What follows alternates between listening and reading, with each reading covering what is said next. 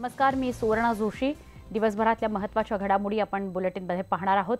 बारामतीतून बातमी सुरुवातीला बारामती तालुका ज्या ठिकाणी ही घटना घडली आहे, पोलिसांनी सीआरपीएफच्या जवानाला मारहाण केलेली आहे।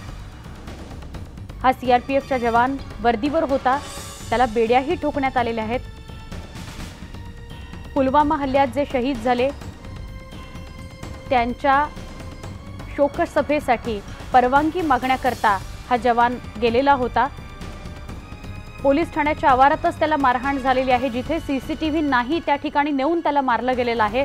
अशोक इंगवले असं या जवानाला ज्यांनी या जवानाचं नाव ज्याला पोलिसांनी मारहाण केली आहे। अधिक जाणून घेऊया आमचे प्रतिनिधी जितेंद्र जाधव यांच्याकडून। जितेंद्र, काय सांगाल? मारहाण झाली एका जवानाला, वर्दीवर होता आणि कारण काय तर शोकसभेची परवानगी मागण्यासाठी तो गेलेला होता आणि त्यावेळेला त्याला मारहाण झाली आहे। पोलिसांची बाजू काही समोर आलेली आहे का?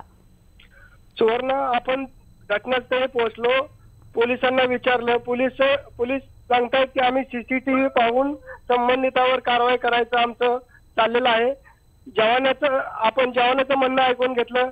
जवानाचं म्हणणं असं आहे की 19 तारखेला त्याच्या गावामध्ये जे जवान शहीद झाले होते त्यांना श्रद्धांजली आणि शोकसभेचा कार्यक्रम घ्यायचा होता। त्या कार्यक्रमाची परवानगी आणि सदर पोलीस स्टेशनचे प्रमुख पाहुणे म्हणून यावेत त्यासाठी तो पोलीस स्टेशनला गेला होता। आणि गेला असताना तिथं जे कॉन्स्टेबल होता, कॉन्स्टेबल म्हणला की तुम्हाला कशाला परमिशन वगैरे पाहिजे वगैरे। आणि असं झालं असताना त्या कॉन्स्टेबलचं त्याचं अगोदर शाब्दिक चकमक झाली, त्याचं रूपांतर झटापटीत झालं। झटापटीनंतर हाणामारीत झालं।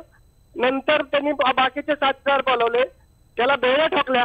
बेड्या ठोकल्यानंतर ज्या ठिकाणी सीसीटीव्ही फुटेज नाही अशा ठिकाणी नेऊन त्याला साधारणतः अर्धा तास गंभीर मारहाण केली। नंतर बाकीचे नागरिकांना ही बातमी कळाल्यानंतर पोलीस स्टेशनला नागरिकांनी वेढा घालायला सुरुवात केल्यानंतर सदर जवानावर गुन्हा दाखल करणार होते अशी माहिती मिळते आपल्याला। परंतु हे प्रकरण मीडिया समोर आल्यानंतर या जवानाला बाहेर काढलेलं आहे। नक्की, धन्यवाद आपण ही माहिती दिल्याबद्दल जितेंद्र।